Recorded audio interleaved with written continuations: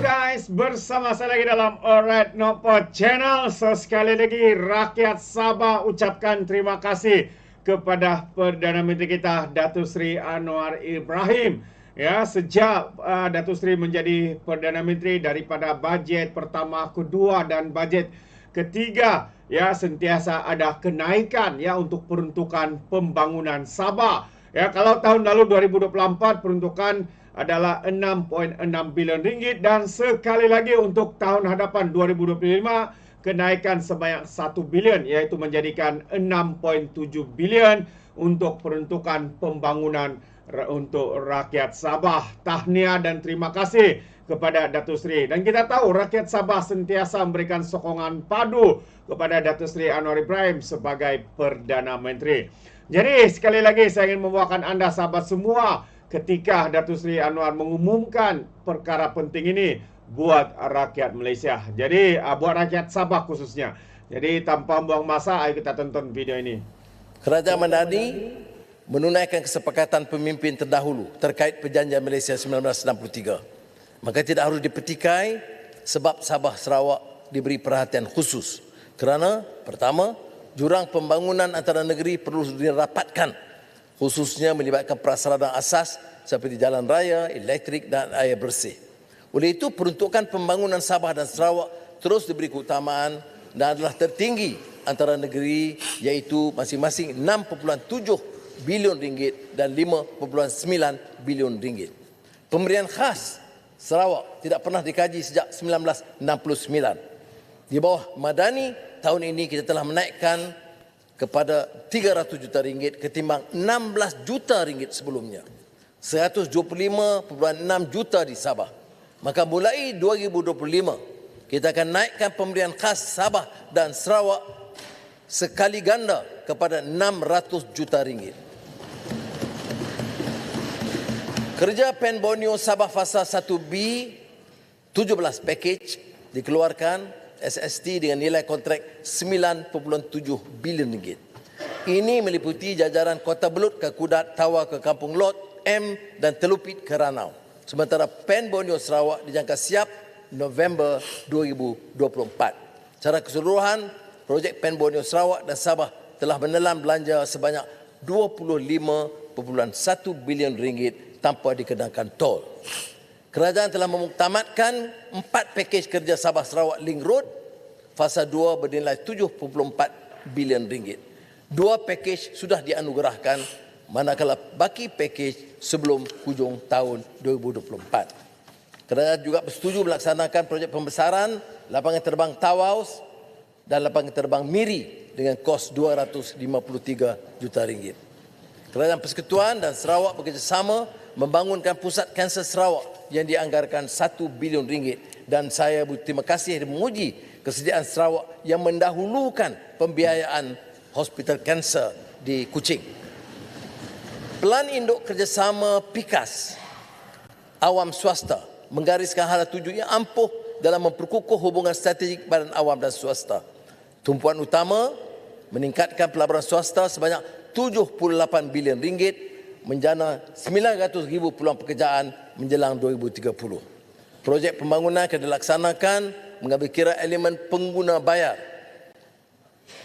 Projek berkepentingan rakyat yang mengguna pakai pendekatan PPP termasuklah Hospital Sultan Amanah 2 Johor, lebuh raya bertingkat Juru dan Sungai 2, lebuh raya Wais dari Gopik ke Kuala Kangsar, projek tanaman padi 5 musim 2 tahun di kawasan Mada, Kedah dan Perlis dan utara Pulau Pinang, Menteri Pertanian, termasuk utara Pulau Pinang.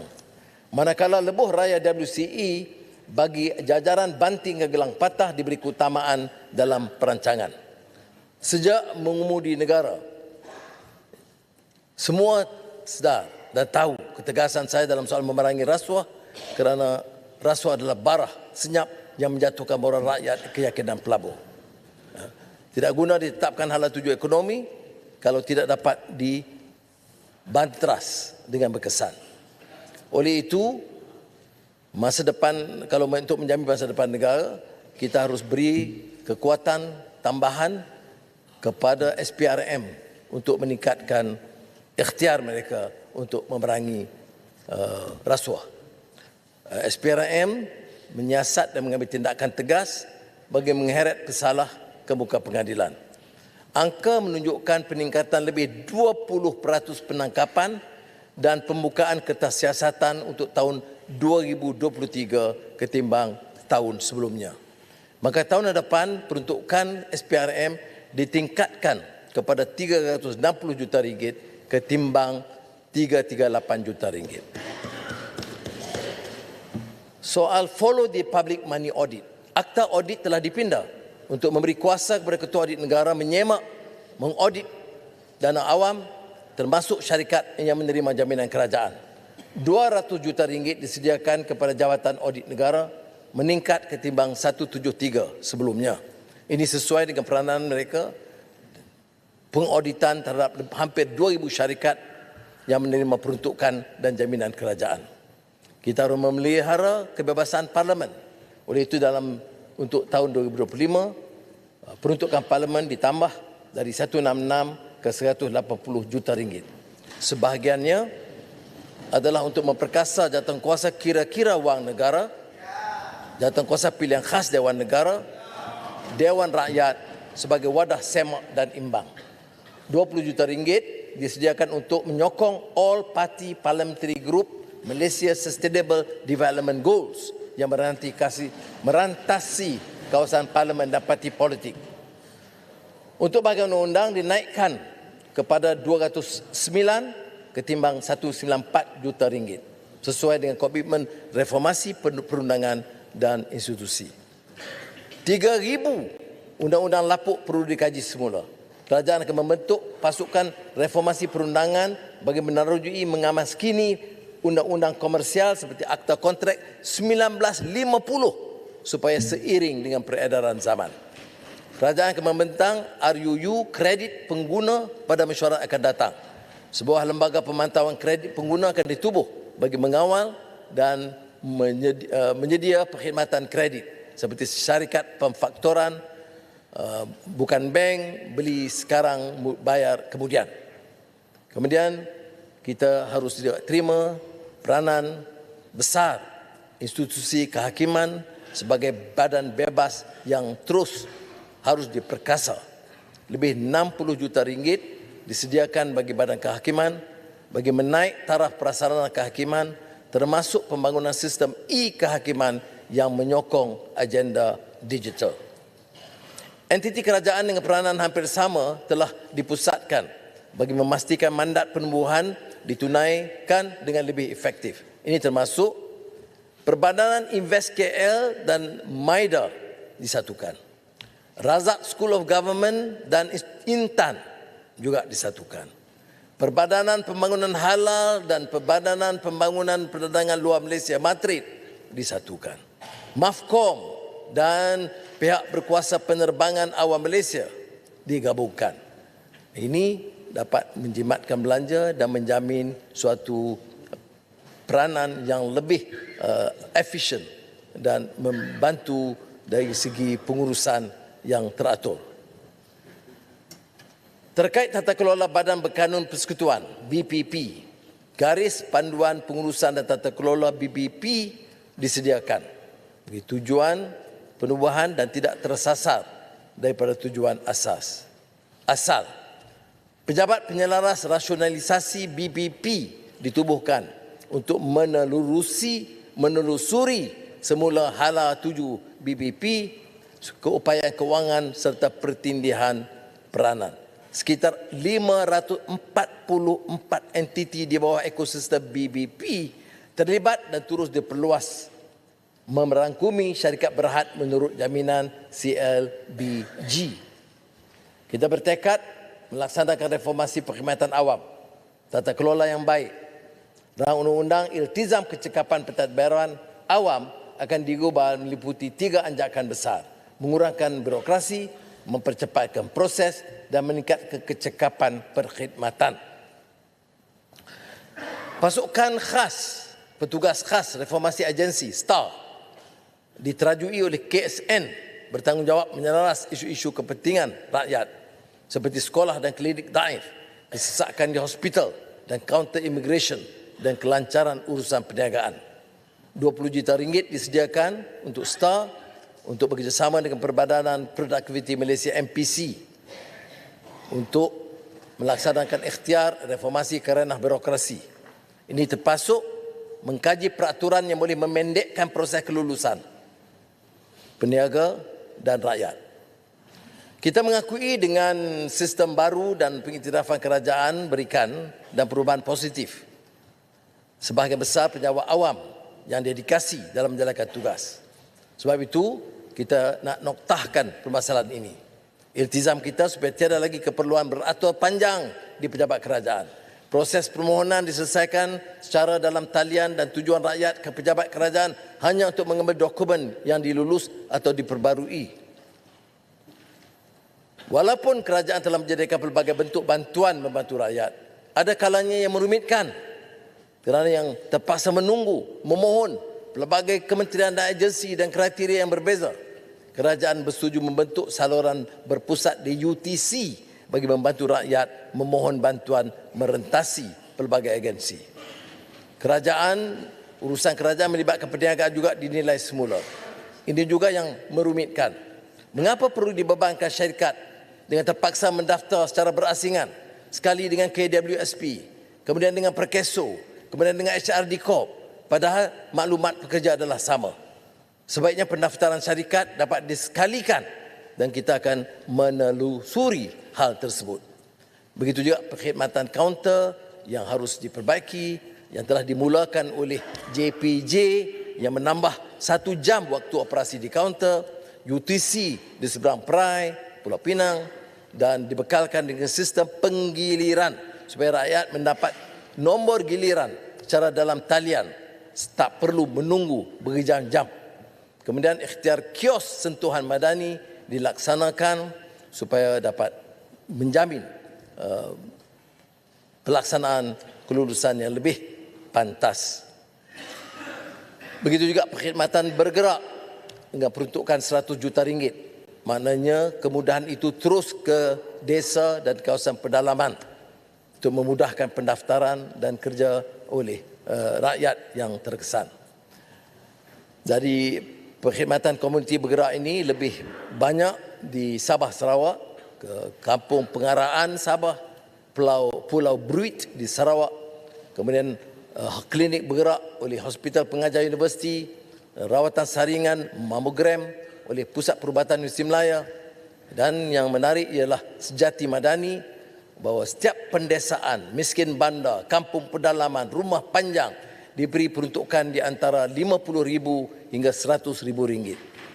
Ini anjakan bagi memperkasa akar umbi, biar mereka putuskan sendiri keperluan projek dan mengikut keutamaan mereka. Dan kita beri keyakinan dan peranan jabatan hanya memantau dan memberi galakan.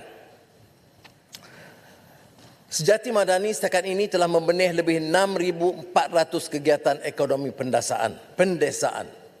Saya tertarik bila ke Tebuk, Kampung Tebuk Haji Dolah, Selinsing, Perak. Dia membeli dari dana itu 3 drone. Saya, orang Indonesia bilang, kaget, terkejut. Buat apa orang kampung ini beli drone?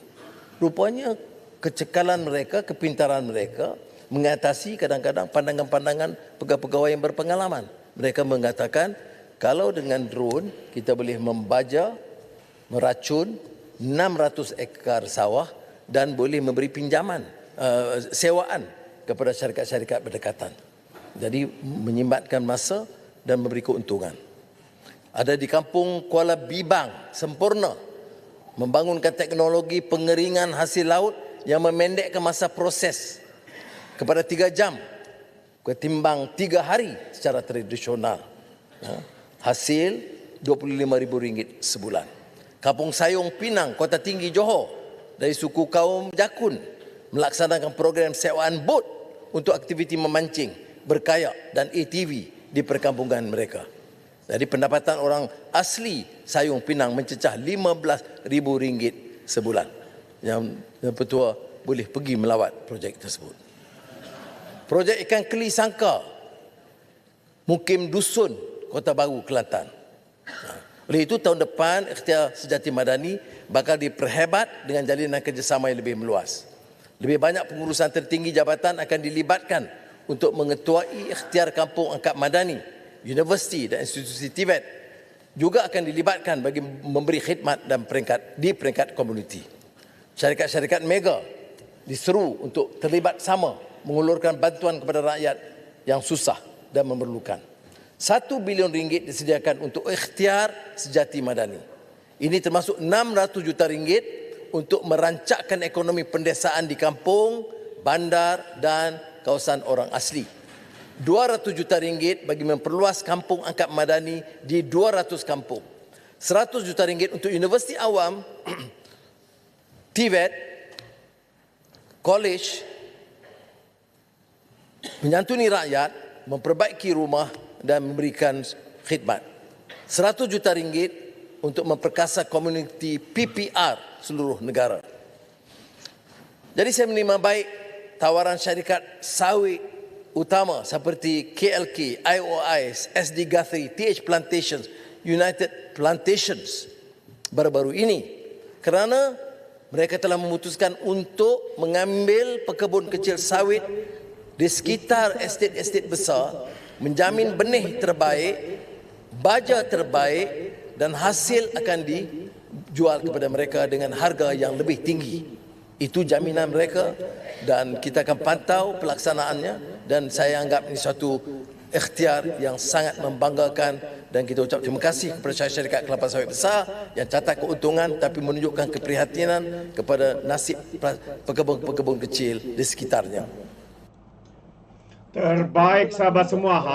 Itu dia satu pengumuman daripada Perdana Menteri kita. Untuk khususnya peruntukan untuk Sabah ya dinaikkan dari 6.6 kepada 6.7 bilion ya untuk tahun 2025. Dan peruntukan selain ada peruntukan khas juga sebenarnya turut diumumkan oleh Perdana Menteri tentang satu lagi saya lupa nama dia tapi dalam 600,000 penaikan satu kali ganda daripada tahun sebelumnya.